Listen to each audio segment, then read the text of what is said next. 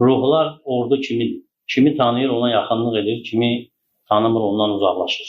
Ona görə də yəni bidət əhli salamat etiqad sahibini sevməsi, onun etiqadına görə mümkün olan bir şey deyil. Ola bilər nadir halda avam kimsisə bilmədiyinə görə öz əqidəsini və ya sələfin əqidəsini, Quran sünnənin etiqadını daşıyan əqidəsini sevə bilməyəni, ola bilər ona nəsə rəğbət olsa, amma əqidəsinə görə onu sevsin, bu mümkün deyil.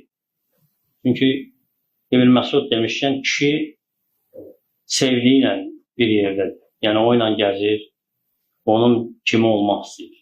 Ona görə mümkün deyil ki, bidət əhlindən kimsə, hansı ki, bidət etiqad daşıyır, zəlalət, xurafat daşıyır, onu rədd edən, onu tənqid edən, onun daşıdığı etiqadı tənqid edən kimisə sevsin.